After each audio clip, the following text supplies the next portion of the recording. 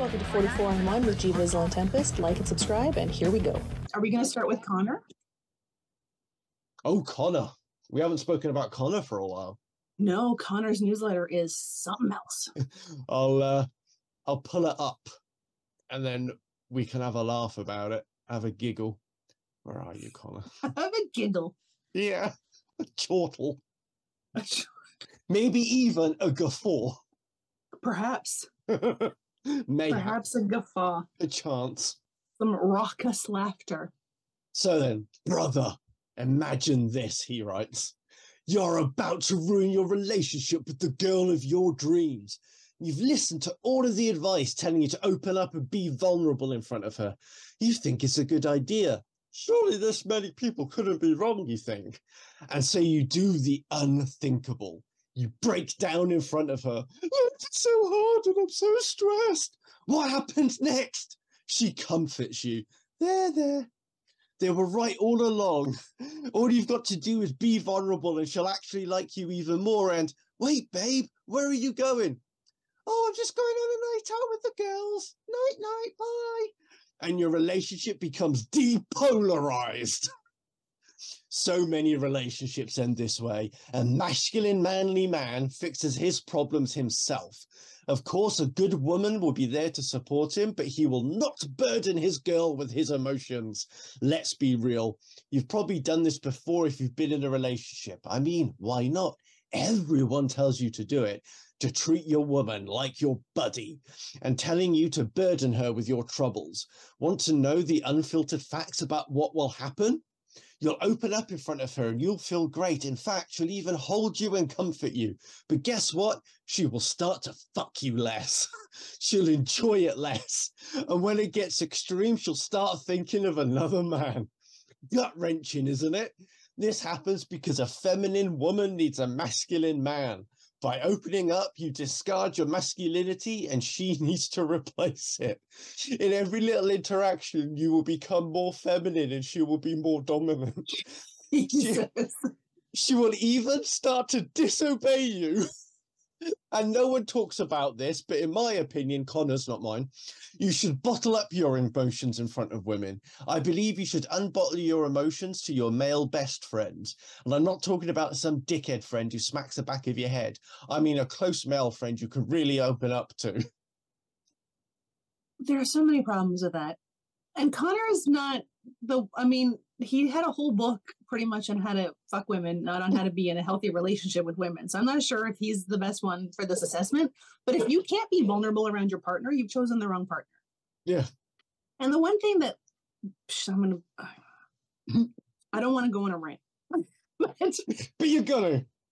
But I might. So the one thing that pisses me off the most about men like this is that they had that one experience, right? And once in the 7th grade, they told a girl he liked her, and she laughed at him, and then he's like, never again, never do it again. And that's totally fine. But women get harassed every time they leave the house, so they start to distrust men, and they're like, hashtag not all men. Yeah. If it's not all men, it's also not all women. So pick better women, bro, because that's the type of thing they like to say to women. Instead of just, men should be better men, it's like, you should just pick better men. In this case, if he's been vulnerable with somebody and she went out with her friends afterwards, what the fuck does that even mean? Yeah. I think he gets wrapped up in his head. His girlfriend has probably not treated him any differently. She is probably excited that he finally opened up to her and shared something with her that made them closer. And he has felt like, fuck, I've given her the upper hand. That can't happen because this isn't a partnership. This is a competition. So now I'm going to start distancing myself and I'm going to start breaking away from this relationship, which is why I'm getting laid less, because I'm being cold and dismissive because I don't want to have to look at somebody and think like, oh, my deepest, darkest secret. So I'm going to tell my friend that most of these guys don't even have and don't share that type of stuff with their friends anyway. So he's talking about your male best friend. How many men does he think have male best friends? There's a whole topic of conversation around the male loneliness epidemic, and it's not because they're not sharing with their partners, it's because they don't have friends to share with either, or their relationships are transactional. It's true. Everything you said's true. I'm not even done. I just ran out of breath. Yeah. It's so frustrating because it frustrates me that there's like a certain group of men will listen to that and take heed to it, because like he's exploiting young men's loneliness and awkward men's loneliness. Like, there is a demographic of young men and boys who struggle to speak to women. They struggle with confidence and insecurity, and they need, like, I don't know, older or more experienced men just to kind of take them under their wing and show them a way forward. And could you imagine if the bloke that was guiding you out of this lonely, dark place is people like fucking Connor or Tate or Sterling Cooper? They would be better served, instead of teaching men how to manipulate women to get them to fuck them, teach men how to cultivate those friendships with other men. Yeah. Teach them how to be supportive with their male friends. Teach them what that friendship looks like, because if they're better men for themselves and for their friends, they will be better men for the women in their lives. And there's this whole thing now, I don't know if you heard this analogy of men have stopped asking women, what do you like in a man? What attracts you to men? They're asking other men how to pick up women, because you don't ask the fish, you ask the fisherman. Oh my God. Yeah, so there's that analogy, which is like the fish doesn't want to be caught. If you want to talk to women about what they find attractive in a man, you talk to women. If you want to talk to men about how to get laid, that's when you ask men, how are you manipulating women and fucking you and then ghosting them? But all of this, and I don't know, I feel like men need to learn how to be enough for themselves, because a lot of them are seeking validation through relationships. They need to be enough for themselves. They need to be friends with other men. And then friends with women is probably going to be a stretch, but just developing friendships with other men, so at least they have someone to talk to. Because a lot of men do, in Connor's words, burden their girlfriends, because their girlfriends become the only people they talk to. And then when they start to feel, they become the only person they talk to, which is a lot of pressure to put on your girlfriend when you don't have anybody else that you're talking to. But then a lot of those men start to get fucked themselves in the head themselves, because they're like, oh, she's going to likely use this against me, when she probably never will. She probably never will. But one time where someone told you their girlfriend did, so you then assume that every other woman's going to. Like when we talked in the other episode about that guy who all of a sudden is asking his wife about her body count. Where did that come from all of a sudden? These men are proactively ruining their relationships by something that their girlfriend may or may not do in the future, because somebody else's girlfriend did it. Yeah, exactly. And they're applying like these generalized rules to the whole population of women. When this is the other thing, is that like even I'd go even a step further to say, like, talk to women about what women want, and then actually the kind of woman that's your type, talk to them about what the kind of man that they want, because they will have types, and then you might be surprised by some of their answers, like don't match up to what you were expecting. Well, it's funny, a lot of them, when I see this in the comments, they're like, women say they want this, but then what I observe is this. Okay, probably observing two different women, you idiot. Exactly.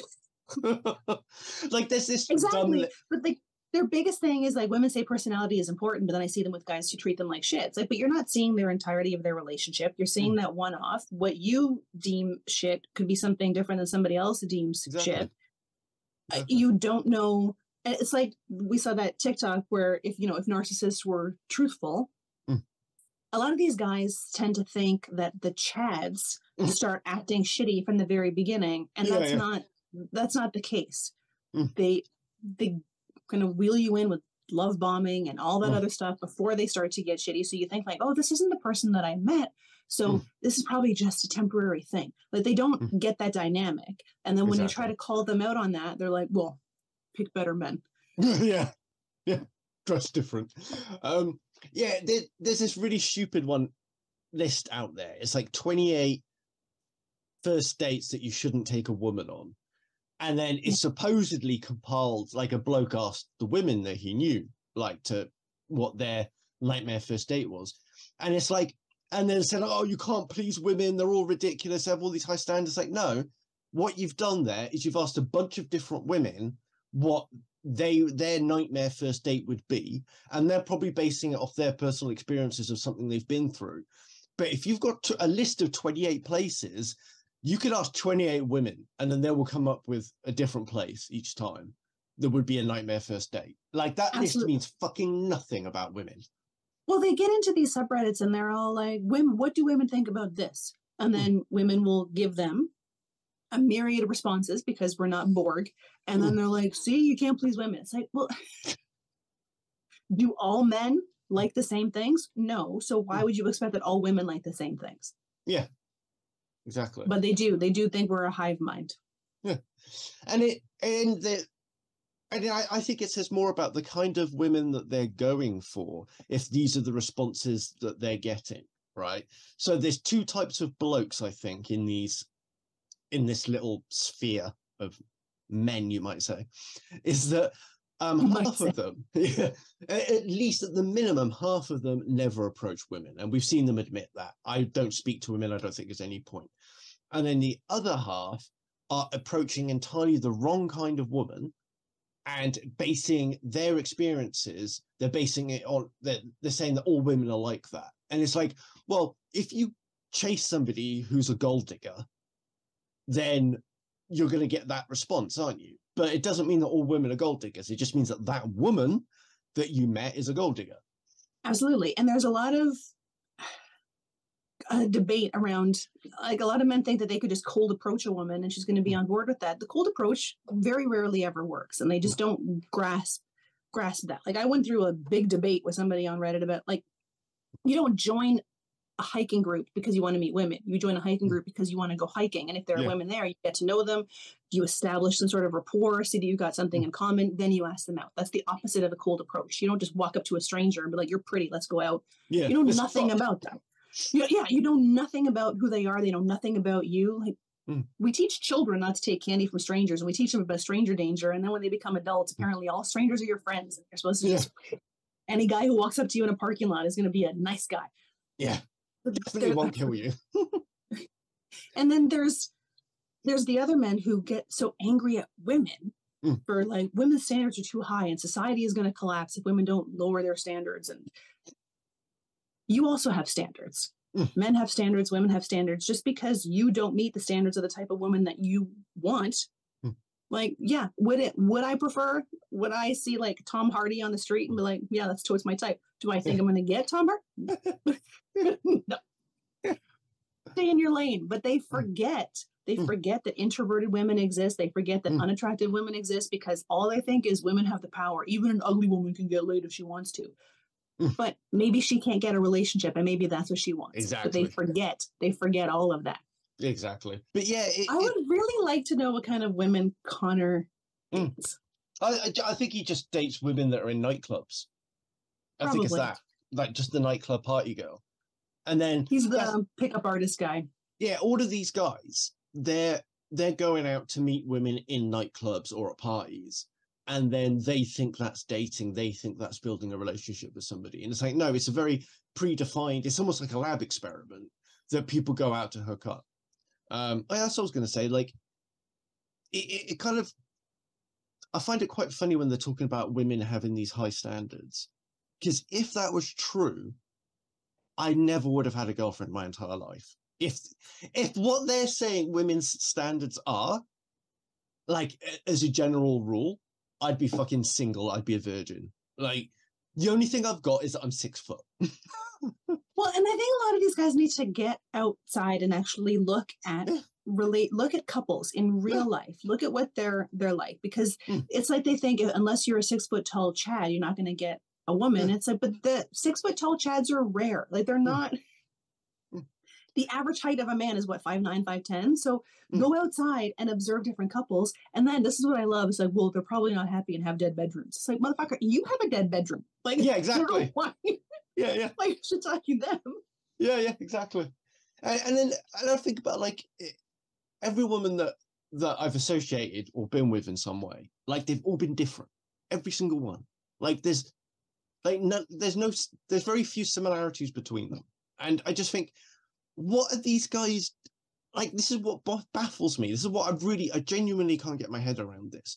The way that they think that women are like this, like you say, like the Borg, this one amorphous blob that they're all the same. They have all these ridiculously high standards, and and they're all going to behave in this exact same way. It's like, fuckers, every single woman I've known has been different, let alone women I've been with.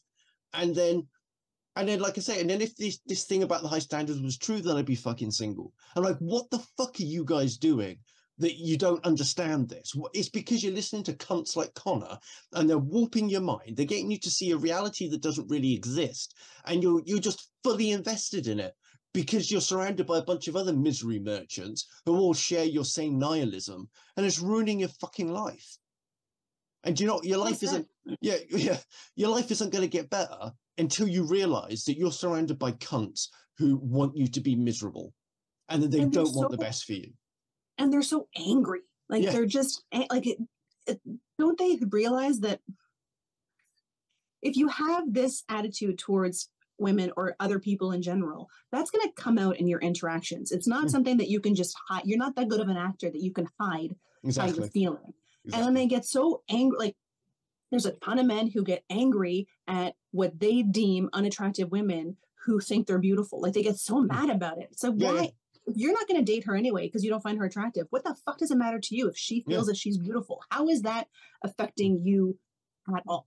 It doesn't. They just cannot wrap their heads that somebody else that they feel is unattractive could find themselves attractive and feel good in themselves. Yeah, exactly. And I think it's because they're projecting their self-loathing onto them. Like, well, I hate myself. You should hate yourself. Yeah. And there's lots of, if women don't lower their standards, they're going to end up alone with cats. It's like, that's the choice they're making. Like, you make it sound like it's a punishment, but if women are choosing to remain single versus being in a bad relationship, it says something, doesn't it? It really does. But I don't know, the number of times I've seen society will collapse. Yeah. Women don't change their standards, society's going to collapse. Well, we had a good run. Maybe it's the funny thing is, yeah. And the other thing is that society doesn't necessarily have to collapse, because there's plenty of women out there who still want children. They just don't want the bollocks of forming a relationship with somebody who's going to be ungrateful. And a lot of these men complain a lot about women's high standards, and they don't do anything to try to elevate themselves to meet some of those standards. Yeah. Instead of them becoming better, they expect women to drop their standards. Like, the number of times they're like, women need to date men that they think are projects or with the potential, and then you can mold them. But I don't want a project. I don't want potential, because just because you had potential doesn't mean you're going to live up to that potential. And it's not like you're in school, you're studying for something, or you've got this entry-level job, but you've got more ambition. It is like, legitimately take this shitty lump of clay and hope that one day it's going to turn into a sculpture. Worse than that, it's a 50-year-old lump of clay that has just been left on the shelf. And then now you've got to turn it into a brilliant ceramic vase. And it's like... It's bizarre. The other, you can tell they're not talking to women as well, especially the older guys.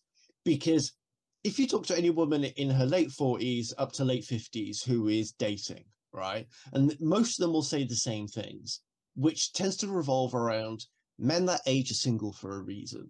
And so they're on the dating market, and they're offloading their pain onto these other women. So, like, they'll trauma dump, they'll get insecure, they'll latch onto you and be a bit creepy and stalkery. And they're like, there's all of these things. And then, like, their dating profiles are crap. So they put the worst pictures, or they'll put all of the pictures that they've ever taken of themselves, or they'll put pictures with fish. Why are you... They put up pictures for their bros. That's come up a lot. And it's like, typically men don't have a lot of pictures of themselves. And there's another subreddit on Tinder profiles where people will like, can you rate my profile? Give me feedback on my profile. And with men, mostly it's either a fish or their selfies, because their friends aren't just like taking candid pictures of them. So then the advice is, go out with your friends, take some candid pictures, make it look like you're not always just in the bathroom. Yeah, exactly. And the thing is that if you're trying to find somebody that you want a long-term relationship with, right? Or if you just want to get laid, like, if that's what you want to do, you have to put the fucking effort in. Exactly. And I think the reason that a lot of those older men tend to date those younger women is because women their own age aren't going to tolerate that shit. Yeah.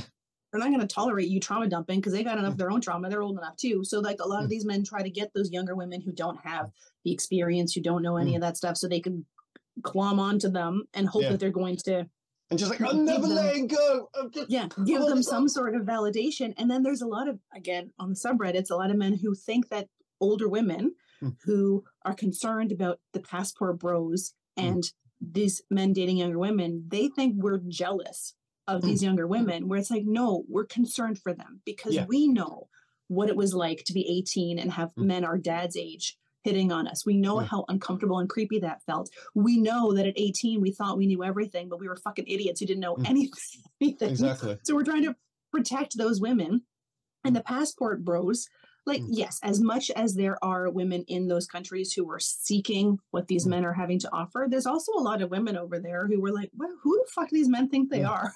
Yeah. Gonna save me from something when you've got, And so they think it's jealousy, but it's absolutely not. And they can't get it. And what kind of relationship do they think they're going to have with these women if you're not offering them anything except a seat at a different table? And do you think that they're going to love you? Do you think that you're going to raise children together in a happy home? There's a woman on TikTok who actually was brought to the United States. I think it was 8 years ago. And I guess her husband doesn't know she has this TikTok, but he doesn't let her leave the house. He doesn't let her have a job. He doesn't let her have friends. She stays home. She cooks, she cleans, she makes babies. He has taken her out of her country, brought her here, and made her a prisoner. And she's now like, I don't have any family here. I don't have any friends. I don't have any money. What am I supposed to do? Yeah, it's fucking awful. That's basically trafficking almost, you know? It's like a hair's breadth away from actual trafficking. It's like, I remember back in the day when they did those like mail order brides. And it was like, you're not basing this on a foundation of respect or trust or love. Exactly. It is, I want someone who doesn't know any better, and I want to get out of my country. So I'm going to go. Yeah, you're trying to find somebody who is desperate, and you want to exploit that desperation. Yep. Yeah. And just going back to think about the anger as well, because that is something that's very prevalent in their groups. And just have a wank. Like, if you're that pent up, just clean out the tubes, blow out the lines. They don't think it's the same. It's not the same. It is exactly the same. It's I don't know. It's shocking to me. What's truly shocking is some of the ages. Like, there are some 16, 17-year-old boys who are already so hateful and angry. And they're never going to develop a healthy relationship unless they can break out of that cult. Yeah. Well, I say, like, I used to have a mate years ago who was like that. And, like, at least from about 14, 15, he was showing a lot of anger. Like, I only know this looking back retrospectively. But, like, he was definitely showing a lot of issues about anger towards women. And, like, and he just... like, he would never pursue a woman. He would never talk to her. He didn't have any female friends he spoke to. And it's a weird thing to see, because it's not until afterwards you realize, actually, that was very fucking weird. So there was a guy who had posted kind of a rant on one of these incel forums. And I'm not calling it that. That's what they call it. That he was at a store. He was at a store, and the cashier at a different till kind of looked up, saw him, kind of gave him the friendly, I'm a service provider, you're a customer smile, and went back about her business. And he developed this whole story about how she was in her head making fun of him, and that she was thinking all these different thoughts about him. And he was, at the end of it, he was like, fuck you for smiling. I'm not going to give you the time of day when you're going to do that. And all she did was give him a friendly, bring your smile. Acknowledgement. And he had this whole thing that I'm not going to get trapped in your web. I'm not going to fall into your traps of this, and you're just going to use me. And all she did was smile. In this third, like, fraction of a second interaction, he had developed this whole scenario in which he walked out of there hating this young woman who all she did was smile. That's pathological, really. Like, it'd be quite interesting to know how many men experience those thoughts, because I want to know exactly how many experience it and then how many go on to actually harm a woman, because that's precursor behavior in my view. It's pretty scary. There was another guy, I'm gonna see if I can find this one, who, there was a girl in school They were in school together, and he liked her. She was always friendly with him. She was nice. And then one day he saw her chatting with a Chad. And then all of a sudden he was like, she's a whore. She's probably slept with 50 guys this semester. And he had given her this entire personality with zero basis other than, I like this girl, so I'm going to assign all these attributes and personality traits to her without any evidence. And then all he does is see her chatting with somebody, doesn't know what they're talking about, doesn't know what's going on. And now she is the devil incarnate who is like sucked 10 dicks on her way to class that day because she was talking to somebody who wasn't him. Wow. That's huge jealousy. My God. And it's terrifying. And what he's probably doing there is he's taking his insecurity and turning it into hate for her because he's insecure that this other guy he thinks is better looking than him. And how can he talk to her so easily and I can't do that? And then it's because she's a whore. And it's that deep-seated insecurity. There was another guy who had posted, and I think some people who are insecure, not just in dating, but other things, like if he saw two women across the street walking and laughing, he was like, they're laughing at me. I know they're laughing at me. They're talking about me. It's like, nobody thinks about you as much as you think they do. Yeah. Like, it's like people I've known who are afraid to go to restaurants by themselves because they think people are going to make fun of them. It's like, nobody's paying attention to you. Nobody cares. No. Just live your life. Everyone's too worried about what other people think of them to think about you. Exactly. And I think that a lot of the stuff that these people are coming out with, and the fact that they're grown adults, a lot of these people, they're sharing thoughts that teenagers would get. You know, like angsty teenagers would think a lot of this stuff, and then we grow out of it. And you might only think it once as an angsty teenager, but they're turning it like, what has stunted their development like that? Why have they only developed so far? I think one of the reasons is because pre-social media and pre-Reddit and all that stuff, you would be in the world, and then you'd be shown that your thoughts weren't based on reality and that actually things aren't the way you think they are. Whereas now people are getting into these weird cults at quite a young age. And then when they're vulnerable and they're still developing, and then so they never naturally leave those angsty thoughts behind, or they're coming into it later as an adult, but then it's resurfacing all of these teenage experiences. That's fair. It's on one of these forums, you can see in the top right corner when they joined the forum and how many posts they have made, not comments, but posts. And some of them are, like, I've calculated some of them, and there are some of these guys on there who are making 30 and 40 posts a day. Jesus. On average, they're making 30 or 40 posts a day, and they are all that same rage-filled, hate-filled, not based in any sort of reality, not their own reality anyway, because they can't possibly have the time to experience these things and then come and comment on them. They've just heard other people's stories or gone onto these forums and deep dived into them and assumed that that's what life is like, because they've turned women into a completely different species who want nothing but the destruction of men. We're all hateful. We're all evil. Like, I have been called pure evil for asking a question. That's original sin. And then they wonder why they're so hateful toward women, and then wonder why they can't get women to like them. Yeah. Because it's obviously so fundamental in your personality, that's just going to leak out, you know? It's hard to hide that. Yeah. All right, so I've got GVizzle Sizzle, and I thought we'd go for a change in topic on this one. Just Please. To mix up the episode a bit. My sisters fell out, but our parents won't get involved. So, I'm the eldest of 3 sisters, but my younger 2 sisters have fallen out and haven't spoken for more than 18 months. It's a real downer at family events because we used to enjoy all getting together, and now it's one or other of them and their families, but not both. It's also really sad for them. They used to be close. They'd enjoy having days and evenings out together, but now they don't even text one another. The trigger for the fallout was, I guess inevitably, something to do with money and whether our parents had advantaged one with financial gifts more than the other, but I can't help feeling there's more to it than that. And this argument has its roots deep in their or our childhood. I think our parents should take the initiative and talk to them both about it, but they seem determined to distance themselves from it, saying my sisters are adults. Clearly true, they're both in their 40s, and that the row has nothing to do with them. It seems to me that it has everything to do with them, but I can't force them to take it on board and talk to my sisters. Meanwhile, I feel slightly bereft to have a good relationship with both of my sisters, and we used to do things together that I miss. It's also annoying me that my parents are passing the buck, and when I think they could make a real difference here.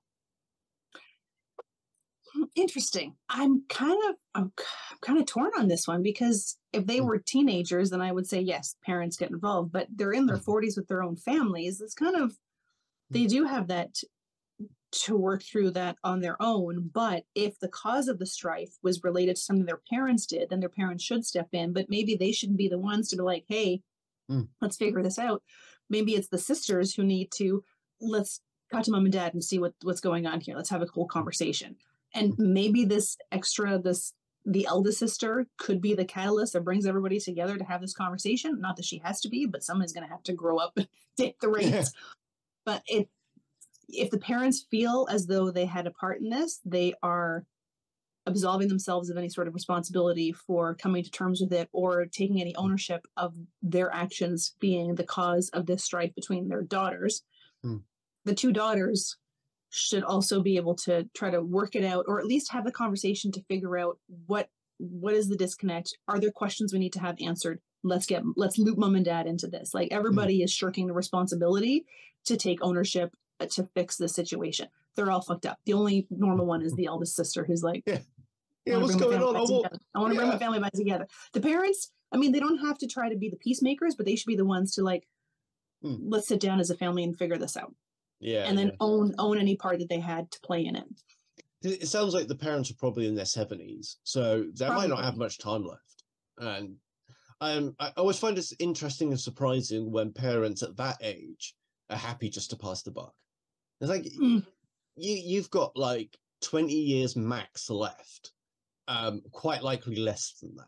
And past 70, I wouldn't take any day for granted. And your own daughters their families are separate. 18 months is a long time to manage through that. Yeah. Like, once my sister and I stopped talking for 3 weeks, and my mom was like, the fuck is happening? And neither of us knew. We walked past each other in the hallway, neither of us said hello, and then we thought the other one was mad and we stopped talking. But that's so funny. But I mean, we were young and stupid. These women are in their 40s. They have families of their own. It's almost like they need to put themselves in the shoes of their parents. Like, what would they do if their own children were having this problem? Would they want to step in? Do their parents not want to have a cohesive family come together? I think everybody owns a piece of this. Yeah. I think it's one of those things that... Yeah, everyone's equally at fault, and they are equally responsible at bringing it together. And I would say that as good as the elder sister's being in terms of asking the question and having the right intention to bring people together, she doesn't even know why they're not talking. So before you ask for advice, figure out what you're asking advice about first. Yeah, because at one point she says it's about some money situation that the parents were unfair, but then it could go back even further to when they were kids. So I'm kind of left with a sense that of the two, maybe the parents played a favorite. Yeah. And that's what's coming to roost now. Yeah. And if their parents would need to own that, if they treated their children unfairly, and then they need to be like, we shit the bed. How do we fix it? And when it's siblings, though, it could literally be anything. It's like maybe they've been arguing about a high school boyfriend that they squabbled over. Like, you just don't fucking know, do you? So it could be super serious. After I watched the movie E.T., the Extraterrestrial. Yeah. There's a line in the movie where Elliot calls his brother penis breath, and I thought that was hilarious because the brother got mad, so I called my brother penis breath, and he hung on to that for a while. I don't even know what it meant. I was like 8. Yeah. People hang on to shit. I remember when I first watched South Park, and I didn't yet know what a dildo was. And then in the first episode, they're always calling Carl's brother a dildo. So I just called my sister that, just out and about, family shopping. Amazing. Kept calling my sister a dildo. Mum was like, stop calling her that. I was like, I don't know what it is. Kids are dumb. I think the eldest sister If she wants to be the one who puts it back together, she's going to maybe have to take the lead in a family intervention, because it doesn't seem like anybody else is mature enough to take the reins. Yeah, it's interesting, isn't it? Because it's like she's having to do the parent's role for them. I always find, I mean, that's one of my sore points in my family. So I'm probably projecting a bit there, but that shit would piss me off. Like, do your fucking job, parents. Yeah, I mean, even though in their 70s, they still have a job to do. Yeah, exactly. They don't stop being your kids, you know. Fucking hell, families. That's why I don't have one. It's amazing how easy it is. Like, people really go into parenthood without giving it a lot of consideration or thought, because it's amazing how easy it is to fuck your kids up. Yeah. Massively. Just got to bear in mind as a parent that all parents mess up all children. Just go into it knowing that, and then just parent as naturally as possible as you feel, and don't overthink anything. Yeah, and just try not to fuck your kids up the way your parents fucked you up. Like, find new and creative ways to fuck your kids up. Yeah. Exactly. And it's just because one of the issues is that parents either just don't think about it and they recreate the suffering that they went through, or they'll overcorrect and bring a new fresh hell onto their children that they didn't experience. Yeah. You want to just don't overthink it. Your kids will be fine. There's got to be that balance. There's that balance between, hitting your kids and gentle parenting where they can do no wrong. There's got to be some middle ground. Yeah. And also recognize that maybe kids aren't for you. I mean, I don't. My problem is like I might be all right as a dad, but I don't function well in family units. Like, I'm not very good at collaborating with family members and stuff. And I speak my mind too much. People need to know themselves, right? People who want to have children, that's great that you want that, but that doesn't necessarily mean you're the right person to do it. Exactly. It's like you can't, if you live in a tiny, shitty apartment that has no access to outside, maybe dogs aren't for you. If you can't, you need to know who you are and what you're going to be like and be accepting of that. There was another Reddit thread. This woman they got pregnant. They found that it was going to be a son. The husband was over the moon excited because he's always wanted to have a son. Unfortunately, the son was stillborn. Oh, no. So they get pregnant again, triplets. When they find out that it's all 3 girls, the husband starts screaming. This is at a gender reveal party. He starts screaming that you're not giving me a son. The only son you gave me, you killed him. He even said, I will raise these children or I will be here, but I'm not going to be emotionally connected. He's like telling her, I'm not going to be a good dad because you're not giving me a son. Meanwhile, it's the men who are responsible for the gender of the child, the sex of the child. But he's already told her, I'm not going to love these kids because you're not giving me a son. That person, that man should never have gotten anybody pregnant. If he knew he wouldn't be able to love a daughter the way he's going to love a son, he has no business having any children. And he obviously knew. And it's a fucking 50-50 roll of the dice, what you're going to get. And it's his roll of the dice. It's his dice. Yeah. Yeah. What a fucking wanker. And then, so if this at a gender reveal party starts flipping out, did any of his bloke mates stop him and calm him down? Or did they just watch him? So the mother-in-law, so his mother was saying to the wife afterwards, you're overreacting. She's now like, I'm going to get a divorce. Like, if he's not going to raise these children, not going to love his daughters, I'm not going to be in a home with somebody who's blaming me for the stillborn and being so hateful. And the mother-in-law's like, you're just overreacting. Don't worry about it. I was like, but did you see? He started screaming.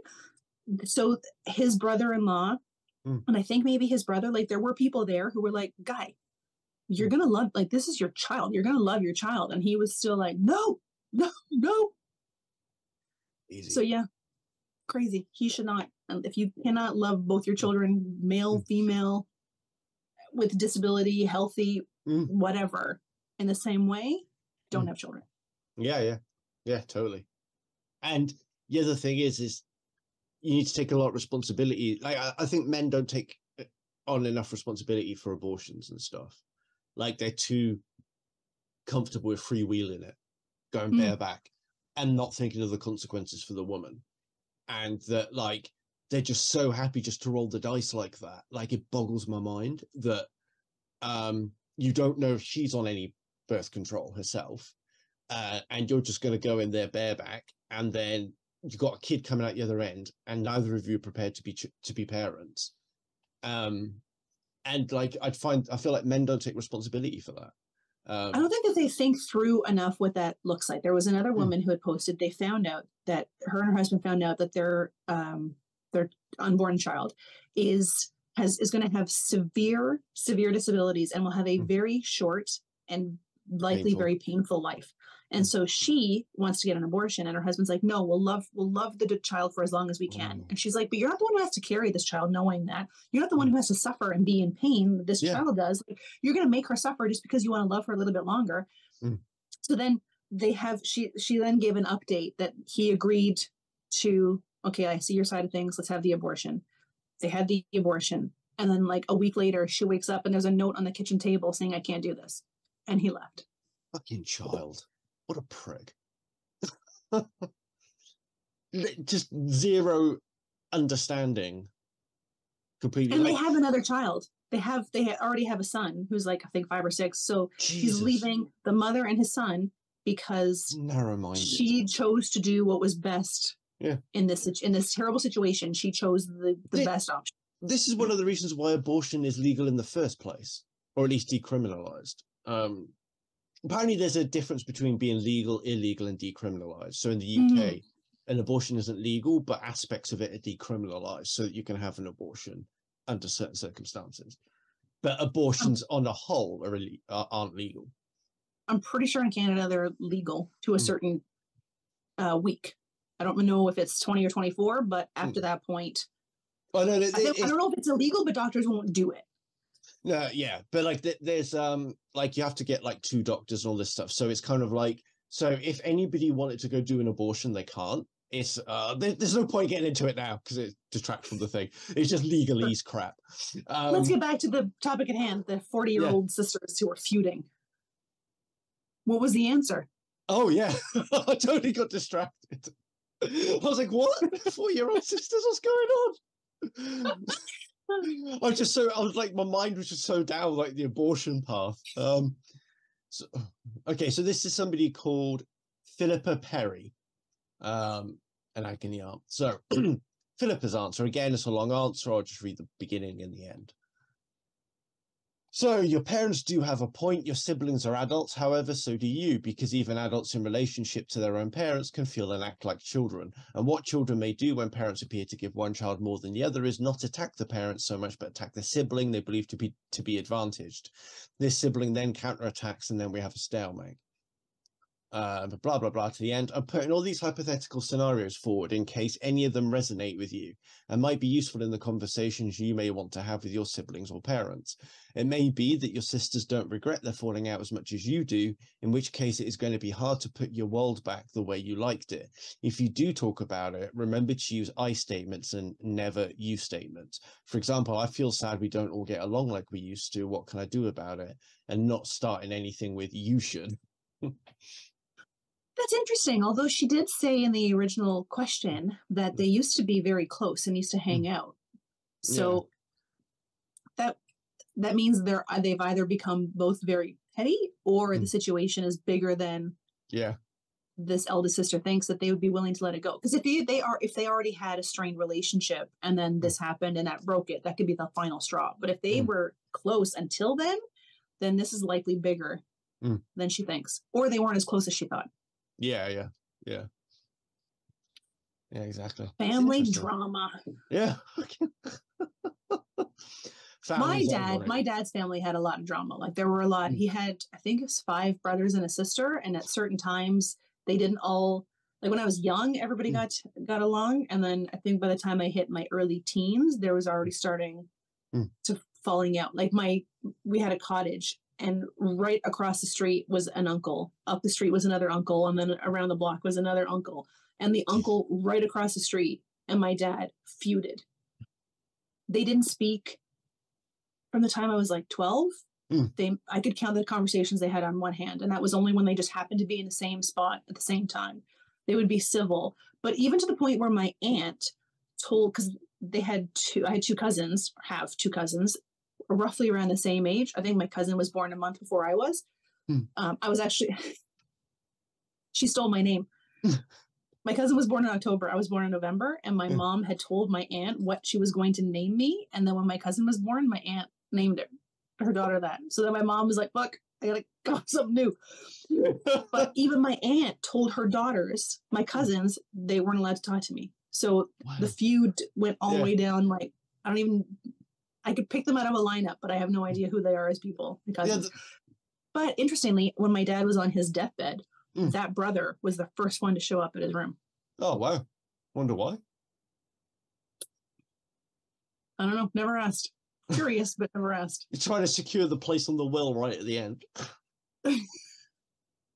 No, my mum's side, when my grandmother passed away, there was falling outs from that. So my mum is like, there's 2 sisters and 2 brothers on my mum's side. So she got 1 sister and 2 brothers.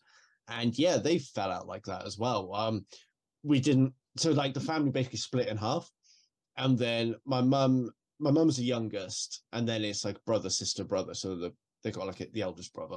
It's gonna be hard saying this without their names, but and like the 2 younger siblings were basically paired off, and then the 2 older siblings kind of went their separate ways. But then my mum's older sister, she creeps me out. Like just her voice, it just gets my hackles up. Like she's just fucking creepy as fuck. Like she just has this way of talking, and it is just sinister. Like really? She just feels really psychopathic. Like awful woman. Oh, I'm desperate to meet her. Yeah. My mum and her siblings were feuding because it was over my grandmother's will that she didn't trust the eldest brother and sister to divide up everything properly. So she left it all to the younger 2 to divide as they saw fit between the rest of the family. And she specifically set aside, I think it was like £100 for me. That was it. Just like a little £100 in a private bank account just for me. Right. And then the eldest 2 had a big hissy fit about it. And it's like, I'm the one that put the fucking hours in. I mean, I was like 9 years old when this happened. And then it's $100. Like, yeah, it's not much, is it?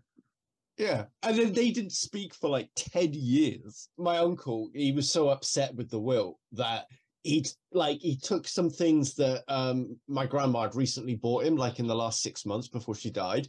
And it was like a bicycle helmet and a high-vis jacket and lights for his bike. I mean, he's like a fucking 40, 50-year-old guy at that point.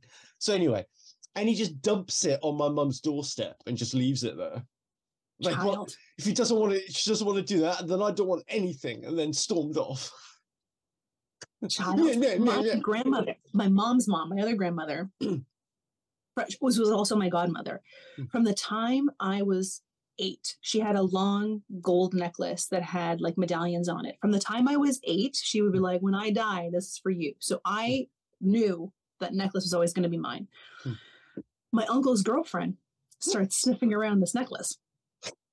So she learned, this is when my grandmother, the last couple of years of my grandmother's life, she was kind of bedridden and not all there.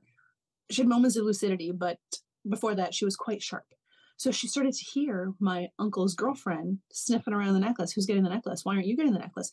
Like, it's a woman's necklace. So even if it wasn't coming to me, it would likely have gone to my mom. But the girlfriend wanted it to go to my uncle because then she assumed it would be hers. She assumed she would get it.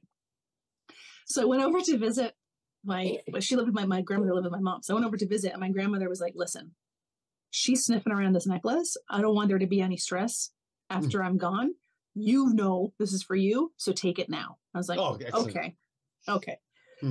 So then the girlfriend starts calling my mom, giving my mom shit, giving my grandmother shit for this necklace. So, okay, maybe I'm a bit petty, but this happened right before, I think, my grandmother's birthday.